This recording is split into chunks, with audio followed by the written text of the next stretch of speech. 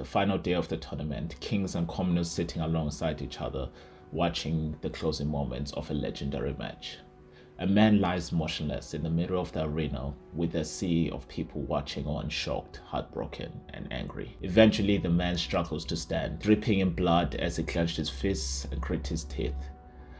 The map of wrinkles on his face and scars across his body told the most incredible story. As thousands in attendance stopped shouting and screaming, a single chant started to infect the crowd. Thank you, Sextus. A monster reaching the heavens enters the arena for the first time. One by one, each of his opponents fall, and as years go past, this monster gathered a reputation as the immortal gladiator Sextus.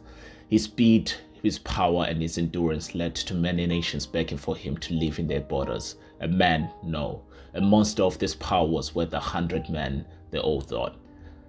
But every year, they would watch as Sextus grew older and slower, whilst his opponents grew younger and stronger. Yet, this legend would still cling to the legacy that is the immortal gladiator.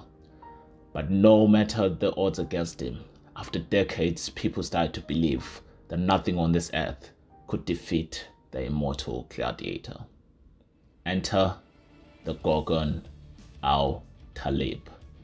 Young, but just as dangerous as a immortal gladiator, gathering titles that those of his age would only dream of, the hero of his people and the strongest elemental in the world, a freak of nature who seemed untouchable, and as he entered the arena, he proved to be a devastating, destructive competitor.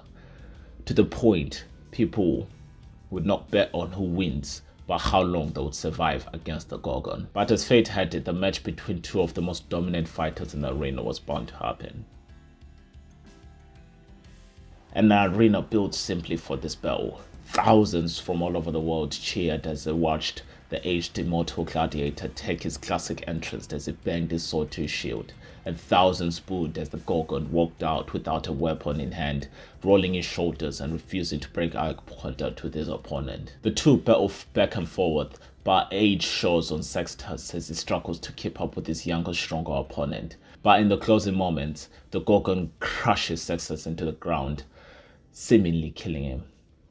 An audience watched unshocked and heartbroken as Gorgon celebrates, only for Sextus to attempt his signature move. Broken and beaten, but still having the will to get up, he blunts his foot and digs his sword into the ground, lifting himself up as the crowd explodes, only for years of the beatings his body experienced to come rushing back as he collapsed, marking the end of this match. A few years later, the Gladiator games came to an end as the First Great War started.